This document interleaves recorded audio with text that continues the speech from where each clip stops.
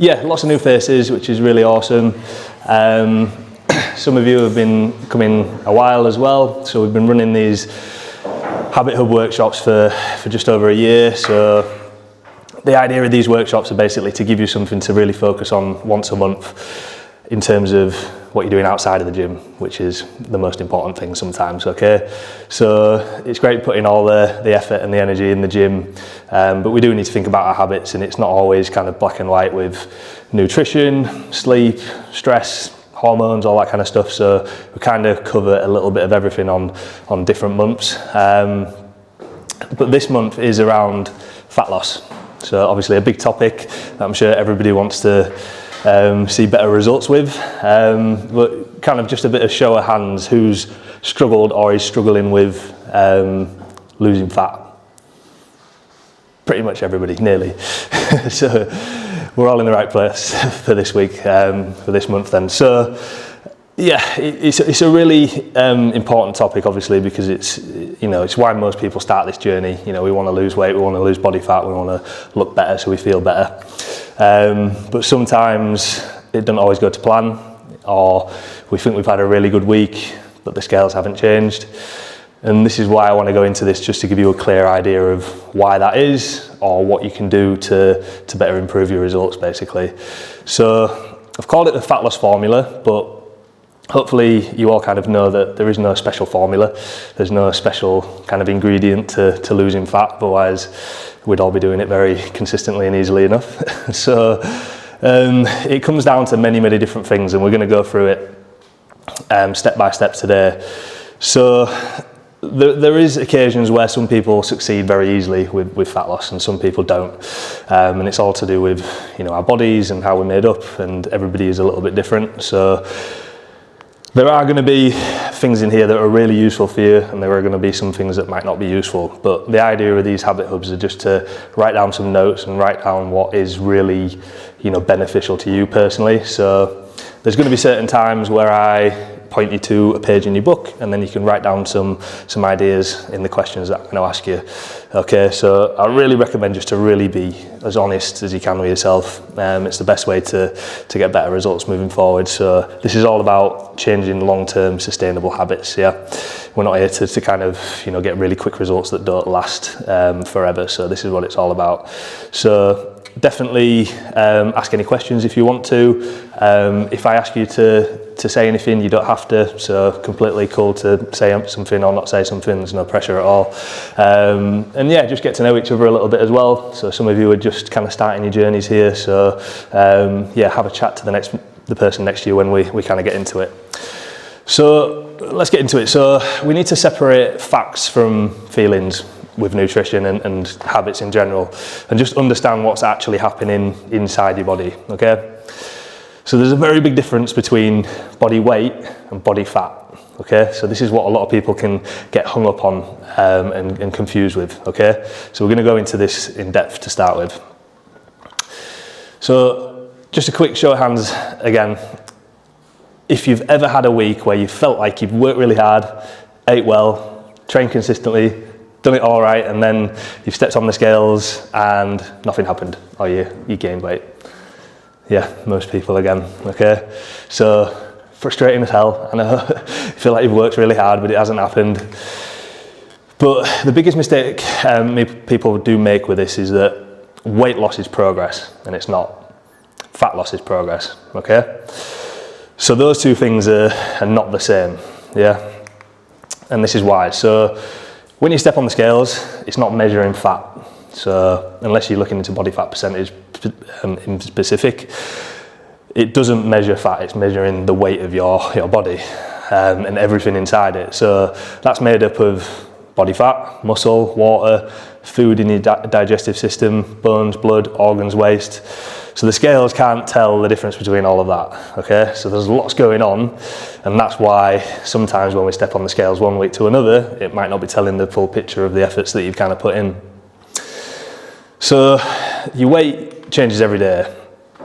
So how much do you think your weight can naturally fluctuate in a single day? Anybody? Roughly? 5 kilos? Yeah, 2 to 5 kilos, pretty much right. So yeah, generally 1 to 3 kilogram in a day is quite normal for weight fluctuation, sometimes even more. And that doesn't mean that you've gained a single gram of body fat, okay? It can mean a variety of different things that we just spoke about. So your weight will change because of water, carbohydrates, so glycogen, salt, alcohol, sleep, stress, exercise, inflammation as well. So even if you've had a really heavy leg day, you've worked your legs really hard, the carbohydrates get stored in your legs and that means you weigh more the next day. So it can be something like that. Food volume, toilet habits, hormonal changes, they all come into play with how much you weigh. So body weight versus body fat.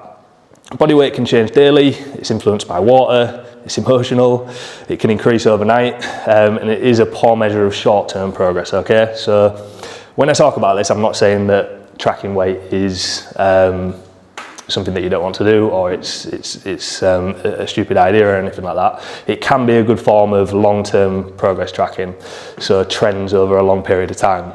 But that kind of short-term tracking can sometimes not be as you can't tell the full picture basically, okay? So whereas body fat, it changes slowly, yeah, it does change over time. It reflects the true progress. It can't increase overnight without a calorie surplus, and it is the best measure of long-term kind of success. And there's different ways that you can look into this. So the goal isn't necessarily to lose weight. The goal is to lose fat whilst keeping as much muscle as we can as possible, okay? So that's the idea that we want to do. We want to burn as much body fat as we can so we can get leaner and look better, but it doesn't necessarily mean we have to necessarily weigh that much more. And this is where strength training comes in and why that really matters, okay? So building muscle changes your body far more than just simply weighing less. So someone can remain exactly the same weight yet look completely different. I've seen it on so many occasions with clients that have changed in the past. Their weight can not necessarily change that much, but the body composition can completely change. Some people lose loads of weight and the body composition changes as well, but some people it doesn't necessarily show that much difference. So this is why we spend so much time doing strength training in our sessions and why it's structured the way it is, instead of just trying to burn as many calories as we can, okay? So this is why strength training is super important. Because, yeah, we're not just trying to make you a lighter person, you know, we're trying to build a stronger, healthier body that you love, basically, that we can, you know, fully appreciate. So all these things happen with strength training. So it does far more than just building muscle. You know, it helps to obviously build and preserve lean muscle, increase bone density, heart health, increase insulin sensitivity as well, improves energy levels, boosts your mood and mental well-being, improves balance, mobility, reduces injury, improves your metabolism over time as well. So you'll all experience these changes when you start strength train. If you've been doing it a long time, you'll obviously see that. The more and more you do it, the more of these improvements are going to happen. And this is why I don't want everybody to just focus on scale weight all the time. It's a good metric to track over a long period of time. It's part of the picture, but you've got to look at the whole picture, and that's what I'm trying to get across today, okay? So this is why body composition is far more important than body weight, okay? So if you think of person A, okay, so they lost 10 kilograms, they've lost muscle, they feel weaker, they've just dieted constantly, and then over time their weight potentially could return later. Whereas person B lost maybe 4 kilograms of fat, so they haven't lost as much weight, but they've gained muscle, they're stronger, they've got more energy, they're more confident, and they've maintained their results longer as well. So who do you think achieved the bigger result there? Yeah, so person B wins every time, because that scale weight is not necessarily the biggest goal that person really wants to achieve. They want to achieve all of these more beneficial things in their life as well, okay? So this is where the other side of the kind of equation comes in as well. So you might ask yourself, then why am I actually not losing fat at all? So everything so far explains, you know, why the scales aren't a perfect option, okay? But sometimes you generally just aren't losing fat. So that's what we've got to look into as well. So sometimes the scales aren't moving, but we're not making any progress with fat loss either. So this is why we need to go look at both sides of the story. So one side of the story, we need to look at the whole picture. So we're improving our health, we're improving our mood, we're looking after ourselves better, our energy levels are getting better, we're getting stronger, we're looking better in the mirror potentially as well, all these kinds of things, clothes are fitting better. That's what you've really got to look at over the full picture. But if you are in an occasion where none of that's happening, you know, we're not actually changing our physique, and now I really want to lose more body fat. So this is where we need to go into this a bit more. So the fat loss equation. So I want to keep this really simple, and you've probably heard this a million times, but calories in versus calories out, that is it. There's no special science. If fat isn't reducing, it usually means one of these are just out of balance. We're either consuming too much or we're not expending as much, okay? That's as simple as it is. I don't want anyone to get too confused, because I know there's millions of things out there on Instagram and social media and everything that confuses this situation, but in general, if fat isn't reducing, it's one of them two that's suffering.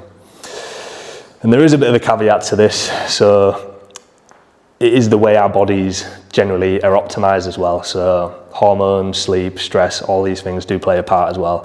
So even though this is the kind of the blueprint to losing fat, then we do need to look at our bodies in a little bit more detail as well and see if we're optimizing the whole picture, which is, you know, what we've covered in lots of other habit hubs before. So definitely look back on others as well if you've not already. But hands up, which do you think causes most plateaus? Do you think it's metabolism? Anybody? Hormones? Potentially? Not enough exercise? Or do we think it's eating more than we realise? Yeah, more so on that one probably, yeah. So, yeah, the biggest reason, humans are just terrible at estimating calories at the end of the day. Research does consistently show that people just underreport food, as simply as it is, often by 20 to 50%, which is massive, okay? And it doesn't mean that you are dishonest, it just means you're human and you can't generally calculate what calories you are taking in. So this is a big area that I want to take on today, is that a lot of the times we are just potentially consuming more than we actually realise. And it's not because we're lying to ourselves or we're being dishonest or we're cheating, it's just that we don't really know how much we're actually putting in our bodies. Or if it's healthy, and if it's healthy, but it's still too much. Yeah, and that's it. So we could be eating really healthy, but we still could be over-consuming. A lot of healthy foods are still high calorie, and we might think that we have an overall healthy diet, but we're still over consuming for what our body actually needs, and that's where we need to look into it, okay? So I just want you to do a bit of a task now, just as a bit of an honesty reflection, okay? So I want you to write down everything you ate over the weekend, okay? So Saturday to Sunday, if you go to page 1, and I want you to consider cooking oils, butter, milk in your tea, sugar, nuts, kids' leftovers, tasting while cooking as well potentially, drinks, sauces, absolutely everything, okay? So just spend a few minutes, you can chat to the people next to you if you like. Cool guys, we'll move on then. Hopefully everyone's got something down there. Just out of interest, is anyone surprised by how much they've had? I've just written down embarrassing. Embarrassing. So it's a bit of a wake-up call then, maybe, yeah, okay. So the idea of this is just to kind of show you that calories do hide everywhere, okay? So there's lots of different things in our diets that can increase what we're actually intaking. So these are just a few things, so oils, sauces, drinks, snacks, healthy snacks are all still calories, yeah? They all add up. And it might be a bit shocking sometimes that we don't know what's actually in certain things, and this is why our overall intake becomes a lot more than what we actually physically need, okay? So, you know, if we're having lots of little things that are dotted around throughout our week, it soon adds up, and it really does contribute to putting us in a calorie surplus. So, I'm sure a lot of people have struggled with this in the past as well. It's very, very common. You know, Monday to Friday, eat very well. Saturday can be over calories. Sunday can be even more over calories potentially. And that just means that we've put ourselves back in maintenance, yeah. So we eat so well through the week, and then, weekends then let us down, okay. So those 1 or 2 high calorie days can just basically undo all of that kind of hard work throughout the week. So I thought that like one bad day didn't undo all your progress. That's why I've been told like this whole time. So don't feel ashamed about a bad day because you've not undone your progress. So it's not about being ashamed that you've had a bad day. What we need to look at is the overall picture. Let's say, for example, random numbers here, that you need 2,000 calories to be in a deficit, okay? And you've eaten 2,000 calories Monday to Saturday. And then Sunday you've had a bad day, but that was 4,000 calories. That means you're in a calorie surplus over the course of the week. So it doesn't mean that you have to be ashamed by it. It just means that you have therefore gone over calories in that week. So this is why that we need to hold some kind of control on the weekends as well, because at the end of the day, that day isn't just a magic day that doesn't exist, within your body. It's happened, so you do have to kind of recognise that. Doesn't mean that we have to be perfect every single day. Like, I'm not saying that we all have to eat absolutely perfect Monday to Sunday, but there is a calorie target that our body requires, and at the end of the day, if we're eating over it, then we're going to be putting on body fat. So it's a good question, because I know that people out there can say it doesn't matter that if you have one bad day, but it depends how bad that day actually is. That's the thing. So the thing that we need to look into is what we're actually consuming on that bad day, and can we somehow pull back calories in some way. And this is like the next thing as well, like why movement matters really much around this thing. So this isn't just around gym sessions, but a thing called NEAT, so non-exercise activity thermogenesis, which is simply just general movement throughout the day. So walking, standing, cleaning, shopping, gardening, stairs. If we can do more of this, then our bodies are going to react in a much better way. So I can't tell you how underestimated walking is for losing body fat. If you can get more steps in your day, and that's why we track this thing, and we have targets to hit. But if we're just moving more, that is the best way to burn body fat. The more calories that you can burn through just generally getting more active and moving, it makes such a massive difference to how your body responds to that. So I know that's not always that easy if we've got jobs that we're seated in all day and stuff like that. But if we can try to actively make more of an effort to move more, it's going to make a big difference. So for some, I don't know anyone, especially I think it might be more of a lady thing as well, but I have seen some stuff online, which I try to not ignore, but on the walking bit, because I do kind of walk every day, but I've moved it to within half an hour of eating dinner and going out for a 20-30 minute walk. And it makes such a difference. I don't know if that's, it just feels like, because you digest, I don't know whether it just makes you feel better from a digestion point of view, but kind of whenever I've had good spells, weight loss, just doing 20 to 30 minutes, I know it's sometimes difficult, but after having your main meal of the day, I found that. I don't know why, but it just seems to, I'm always doing that when weight loss works well. Yeah, if it works for your body, then you can respond to them things. Like if you find things that work, then it's gonna contribute to it. Definitely from a digestive perspective, it's a really good idea to walk around eating. Good tip.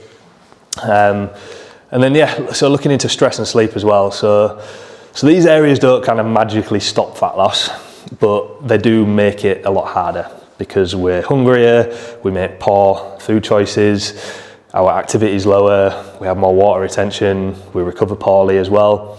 So sleep deprivation and higher stress is going to play a big part in how our habits react around food in general. So I've covered this in more detail in other habit hubs, so I'm not going to go into it loads today, but it is an area that you just need to be considerate about. So are we getting enough sleep? Are we trying to put into place different methods that we can reduce stress if we're potentially overstressed? Because if we are overstressed and we're underslept, then our body reacts in a bad way. Medications and hormones as well. So these can influence appetite. So appetite, water retention, energy levels. They obviously rarely make fat loss impossible, but they usually make consistency more difficult, okay? So that's a really important distinction, because you know, if we are going through certain periods with either of these hormones, especially for ladies, it becomes a little bit more challenging. So we just have to be a little bit more kinder around ourselves on the progress that we're making in those periods, okay? So we have to kind of think about these things in all contexts. So when we're looking at our progress and, you know, we're potentially getting stressed that we haven't made much progress, you know, is something going on with our hormones? Is something going on stress-wise at home? They all play a part in you know, how our body reacts, essentially. So a few hard truths as well. So this is important to go into. Quite often we can tell ourselves lies, okay? So I've heard this, you know, many times in the past. You know, you can tell yourselves, you know, I've been good, I hardly eat, I only had one treat, I don't eat much, I deserve a treat, it doesn't count because it was healthy, I'm eating exactly the same. So are these, you know, are these actual facts that you're telling yourselves, or are they just stories? These are the questions you got to ask, okay? So I'm not saying that anyone does or doesn't do this, but these are just honest reflections you have to look at within yourself, okay? So what I want you to do now is just a bit of a brutal honesty exercise with yourself, because I think this is really important to go by sometimes. So I just want you to finish this sentence. So I struggle most with ... The habit holding me back is ... And if I'm honest, you know, with myself ... And just have a good reflection on, you know, what is really going on. Are you holding anything back? Are you kind of kidding yourself or telling yourself any stories? Or are you genuinely doing everything that you can? And we just need to look at different ways to improve better progress. What side of the fence are you kind of sitting on? Cool, guys. So I don't want to put anyone on the spot, but would anyone like to share any of their brutal, honest truths? Veronica? I was just going to say, the habit of coming back is go shopping with no plan, no meal plan, no structure. I need to kind of look at what I'm going to be eating in the week. I need to maybe start doing some batch cooking, so it's easy when I'm at those moments where I've got nothing. I went into the shop and I just go around and buy rubbish, you know, and I put in jars of the sauces, and I know in my mind, I think, oh, that's quite healthy, it's tomato based, and I know it's full of rubbish and stuff like that. So for me, I don't plan anymore. I go to the shop and buy rubbish and eat rubbish, and then, you know, I'm just into the plan. That's the habit. That's the habit, and it's all you've got to do. Yeah, cheers for sharing that, Andy. And yeah, like planning and preparation is one of the biggest wins that anybody can make with this. You know, if you're not planning and preparing, then you're just going to make the easier choices at the end of the day. You know, it's so easy to go for less nutritional food if we're not planning it. Whereas if it's there and it's ready and we've got it, you know, pre-made, or it's in, you know, the fridge and the healthy stuff is in there, we're going to make better choices at the end of the day. So yeah, make that commitment. Yeah. Veronica? Yeah. I struggle most with eating less. The habit holding me back is eating a lot of healthy food in one sitting, especially at breakfast because I'm hungry, and then giving into cravings about 3 hours later, and then overall it will be too much for the day. If I'm honest, I just have to eat less, and intermittent fasting helps me with it, so I can still enjoy food. Yeah. So have you found that's helped change those then? Yeah. So yeah, keep sticking. Hard. Which really helps me because I can eat a lot, and I could easily gain a lot of weight just by eating healthy. Yeah, and like if you have got a hungry appetite, then it's easy to kind of overeat. So we've just got to look at ways that, you know, we can get really low calorie but high volume food in there. You know, so vegetables, obviously, you know, we can eat as much as we want of that, and it really fills us up. Getting more fibre in our diet, more protein, that kind of stuff. So those are the things that are going to really help satisfy us and fill us up, so we don't overeat, but they're still very low calorie. Drinking lots of water as well. Yeah. Anybody else? I struggle most with limiting my alcohol intake. it's just really easy to go, oh, I'll just finish the bottle, or I'll just open another can. And I find it really hard to just say, no, I'm just having one. I say I'm just having one, and then I'll just have a bit more, and then something else. Yeah. The habit holding me back is I like to grab things that are easily available or quick, rather than make a sensible choice that takes a bit longer, because I'm like, I need something now, and I don't want to have to put the energy into making something. I just want something. And then if I'm honest, I have really poor self-control, and I quite often eat impulsively, and I hate waste. So if something's going to waste, like someone goes, oh, this cake is going off, we should throw it out, I'll be like, no, I'll have it, because I don't want to see it in the bin. But then I'm eating cake I don't need, just so I feel like it's not been wasted. But obviously, sometimes I don't even want it, I'm just like, I hate to see it. So. Yeah, and they're obviously kind of habits that you've probably been living with for quite a while, so they're kind of ingrained into you. And you just kind of need to address them and figure out ways that you can change. So, you know, alcohol, for example, can we just set an actual limit of what we're having? It might be hard, but, you know, just saying, right, I am only having 2 glasses and that's my limit and that's where I stop.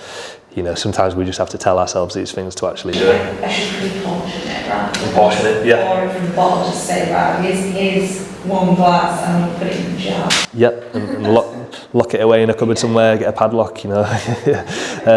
Simple things like that, you know, like sharing boxes of crisps and sweets and stuff like that, you know, just portion it out. So I'm just having this amount, I'm not taking the full bag, because it's so easy to go through it, obviously. So little things like that are just, you know, little triggers to help us contain ourselves a little bit more. Yeah, but we just got to really, you know, look at what you want to achieve and tell yourself, I'm not going to get there if I don't actually make these changes. That's the thing sometimes. Yeah. Anybody else? All good?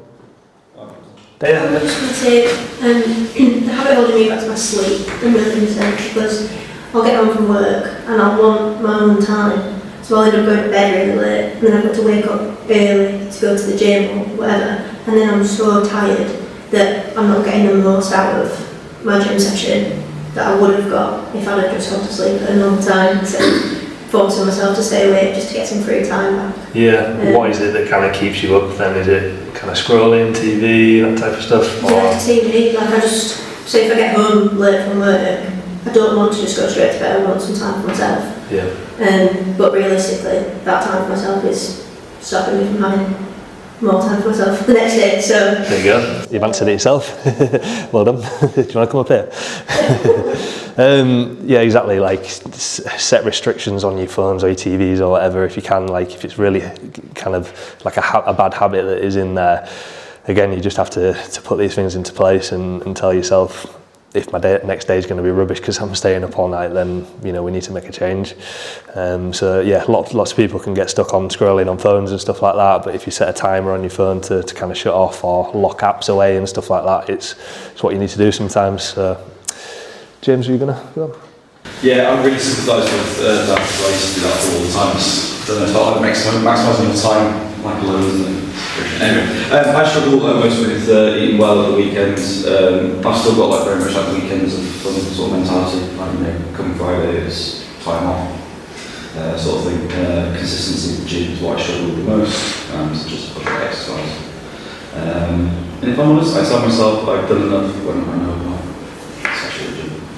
Yeah, good honesty, well done. So yeah, these are all really important things, guys, because it just shows, you know, everyone struggles with the same kind of things. And like you say, you don't have to be kind of perfect 7 days a week. Me and Charlotte are we? You know, we cook nice food on a weekend. We have meals out. You know, we just look after ourselves and we keep it in control. We work hard in the gym. We move. We do all the right things, but we also enjoy ourselves a little bit as well. But we just know our limits and know when to kind of hold back. So this is what it's all about: is just finding the right balance within your life. So the reality is, guys, you know, you can't out-train all of these things. So, you know, mindless eating, weekend blowouts, alcohol every weekend, snacking, poor consistency. Body fat is never emotional. It simply reflects the behaviours that you are actually putting out over time. So, you know, we can train as much as we want. It's never going to out-train all of these things. That's the brutal, honest truth. Okay, so this is why these things are really important. This is why it's important for you to come today to really address these things. So what I want you to do is go on to page 3 now. So it's a if you continue task. So these are a few examples, but I just want you to have a think about what you're currently doing potentially in your diet at the moment. So things like, if I can continue drinking every Friday, if I continue guessing portions, if I continue skipping protein, if I continue saying I'll start on Monday again. I just want you to write down what would happen in 12 months for you. So what would be the outcome of that if you continue to doing the bad behaviours that are potentially going on at the moment, and just have a bit of a realisation and a reflection of what could actually happen in 12 months from now.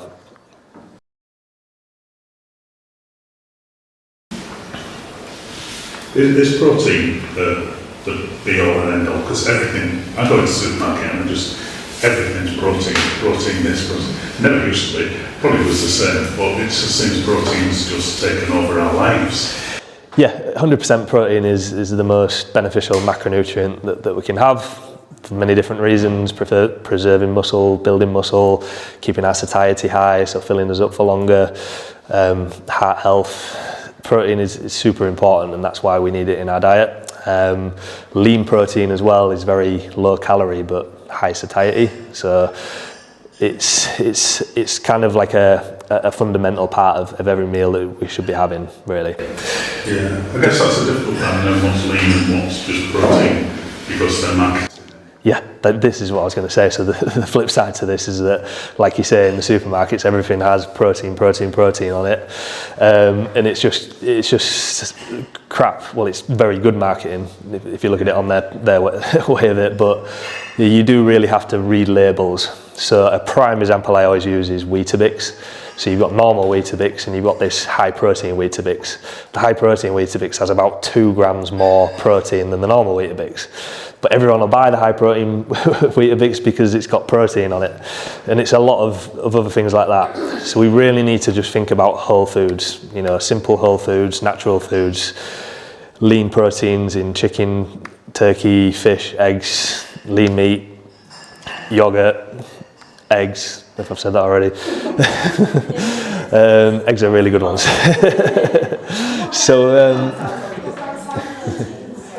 Sorry. Plant protein. So one of the things that I've started doing is I've arranged to get bolognese is use half the amount of meat and then put half the amount of lentils in. And the kids don't notice. Yeah.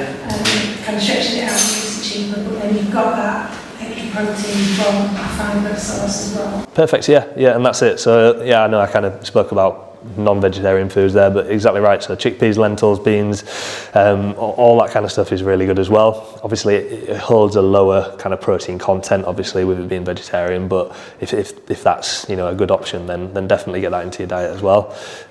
We do really need to make sure that protein is the fundamental source of every meal that we have. That's what I've always done all the time, is protein first, and base our meals around that. On those things like lentils, beans, they're also quite high in fibre, aren't they? Yeah. And they're low fat, so I eat a lot of that, and it's kind of almost, I can't remember what you said, because it's like vegetables, like not eat as much as I want, but that's kind of quite a free one because it's high protein, high fibre, low fat, so Yep, exactly. they kind of rock up everything. It doesn't help the protein. but yeah, yeah, there you go. Exactly, yeah, that's it. High fibre, so that's going to fill you up more. So these are the things that we need to look at, because if we're constantly eating low nutritious food that are high in fat, processed, high in sugar, they don't fill us up. That's why we overeat, because we can go through a box of Maltesers and Pringles and alcohol and blah, blah, blah. I don't want to keep tempting everybody, but we can eat as much as we want of that, and it means a high calorie amount, but it means that we're not actually full. Also stuff like dried fruit you think is really good because it's fruit, but because it's dried, it's much more calorie dense. So if you think I'm going to eat, I don't know, a handful of raisins, but you eat the same number of grapes, the grapes can fill you up more because it's more water and it's higher volume.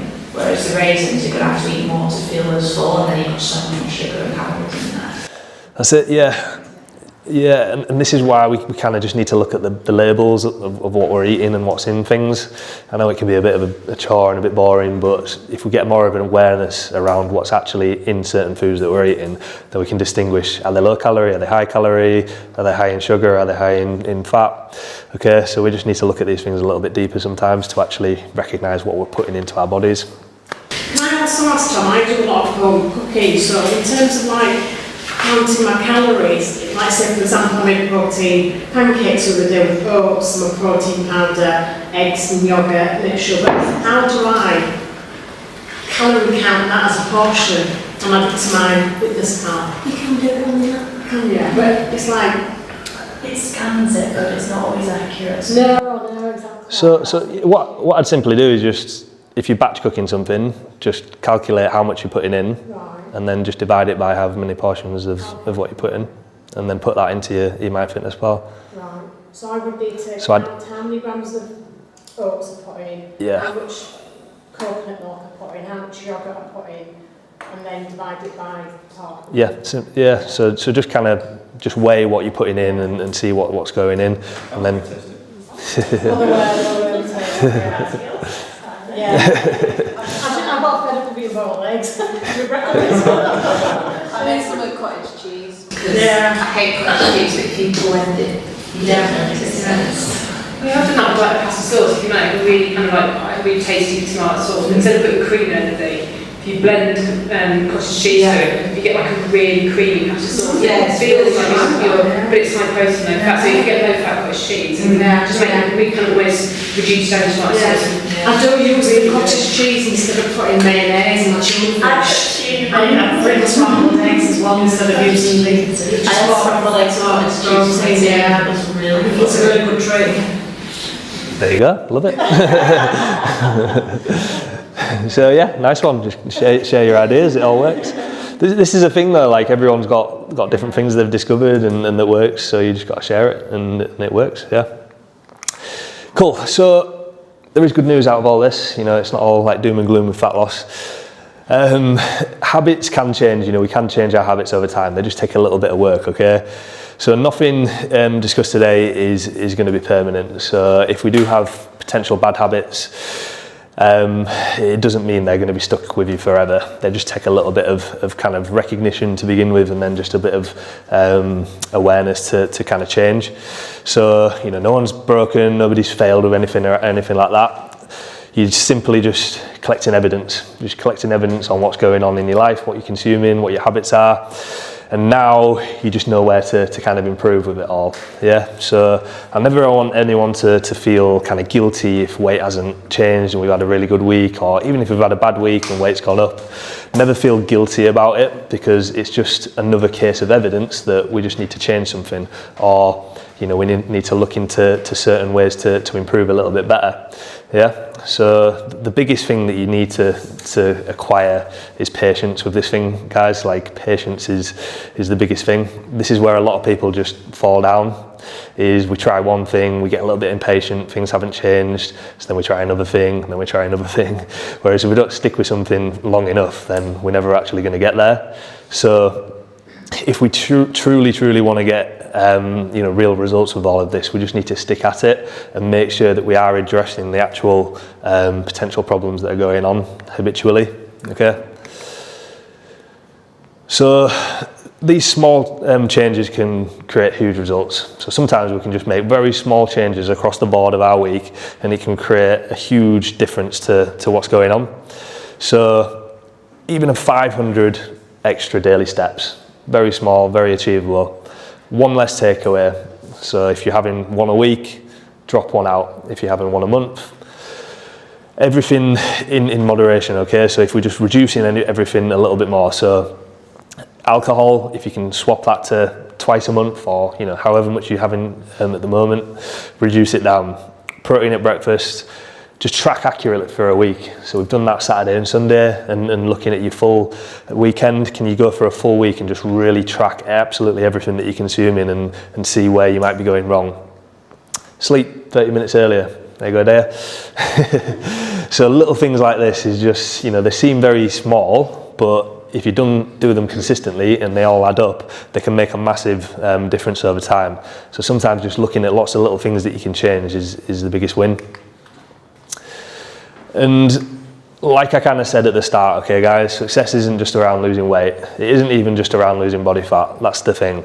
I know we all want to reduce body fat, we all want to look better, and that's what we want to drive forward and do. And if we, really look into this and all the things that we've discussed today, that's what we will do. But we also have to really take into account all of this stuff as well, okay? So even you guys starting this process and taking the courage to begin a process like this and come to this habit hub, not everyone does put the work in and the effort in to come to these things. That is a massive step forward in itself. You're building more confidence by coming to places like this. You can be playing with your children, your grandchildren better because you're more mobile. Holiday confidence as well. So if you are noticing changes in your clothes, in your appearance overall, even health markers as well. So lower blood pressure, things like that. Better mobility, better energy, better mood, just a longer, healthier life as well. You're going to live longer. Isn't that a great thing to achieve? So weight is just one part of this, okay? And body fat is one part of this.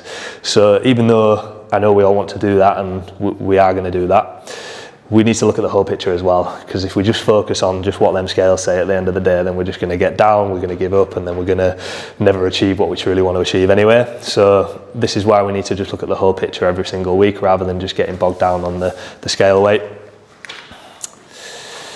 So a little bit of an interactive reflection to kind of nearly finish off. So what one habit would make the biggest difference for you over the next month? I want you to just write that down. You can speak to each other as well if you want to. But what one habit would make the biggest difference over the next month for you? Right guys, we'll crack on then. Does anyone want to share any habits?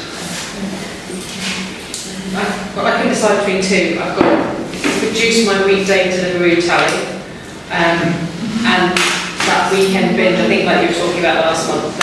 Well, it's Saturday, it's written off now, I might as well have that second pudding. Yeah. Just trying to, if I've fallen off the rails, don't then let the floodgates open. I think if I do that thing where the week, any progress I've made during the week can be so undone because I am greedy and I have no filter. So once I start eating, I'm gone. So I think it's probably the weekend binge for me. Yeah, 100%, and we probably went through this in last month is, never miss a bad meal twice. That's a great rule to have. So if you have had a bad meal, just make sure the next one is a good one. And then it just stops that kind of trap and stops that cycle. Because once you have one bad meal, you can easily drop into just saying, oh, well, I've done it now. I'm going to have this, I'm going to have this, I'm going to have this. Whereas if we just make sure the next action that we take is something positive and healthy, then it just flips us back into the kind of mentality of looking after ourselves. So yeah, I think that's definitely a good thing to do. Yeah. Anybody else want to share? Well, I've got increased my daily step intake because, if I'm working from home, I can be sat at my desk for 8 hours and not move. I've just done 2,000 steps, so I really integrate that bad habits, and that will also help with the fat loss journey. Yeah, it's such an undervalued thing is walking, and I know it's hard if you're working and you are sat down, but just trying to get up every couple of hours if you can, or if you're on a phone call, just walk whilst you're on a phone call. Or you feel more tired as well, like sitting around the cafe, so you're even less inclined to get Exactly, yeah.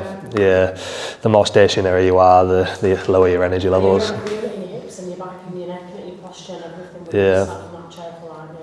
Can you get like a standing desk or anything like that?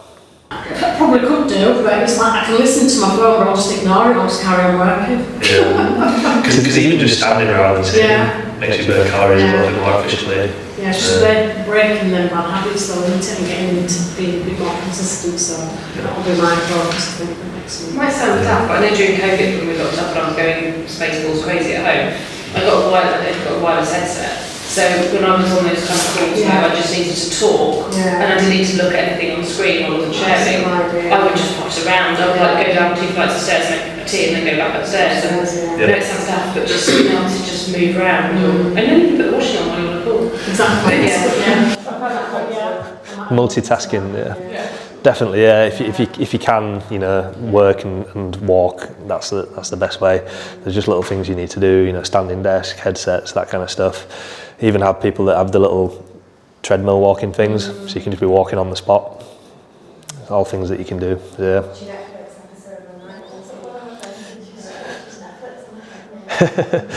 Yeah, all things to do. Cool. That's what I do. I do my running like Distraction techniques, yeah. So, yeah, bit of a group commitment. So you don't have to do this, but just, you know, share your accountability with somebody. It doesn't have to be here today. It can be when you get home with your partner or your kids or whatever. Just share that kind of habit that you are focusing on, because then it's a commitment. It's a commitment to yourself and to others. So just make sure that you do stick at this, because there's no point coming here writing all this stuff down, like I just said to Anthony, and then going home and not doing anything about it. Yeah, so make sure that we do actually action this and work on the things that we need to work on.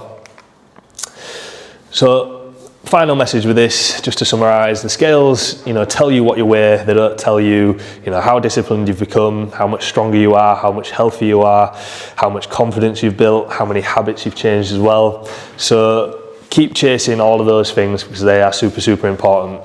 The weight usually follows after that, or the body fat usually follows after that as well, okay? So keep working on yourself, keep making the habit changes, and generally it all starts to come to place anyway as you kind of go forward with it. And there is one more thing just on the backs of your pages, so it is a bit of a fat loss audit. So you don't need to do anything with this, but you can take it home and just keep track and see if you are doing these things consistently enough. So just ask yourself, am I walking enough? Eating enough protein, tracking honestly, weighing consistently, so weighing food consistently, sleeping 7 plus hours, drinking enough water, managing weekends, strength training. Cheers, Andy. See you later. Comparing month to month instead of day to day. Celebrating non-scale victories as well. Yeah, so if you have that out in front of you each month and tick off and making sure that you are actually doing all of those things, then 100% you'll be making progress in no time. Cool, guys. So that was this week. That was this month, should I say. Next month it's going to be the last Tuesday again. So get yourselves booked on PT Minder, or just let one of the team, Charlotte, whoever, know. We can book you in. Same time, same place. 25th of August. Cheers for coming, guys. Hope it helped.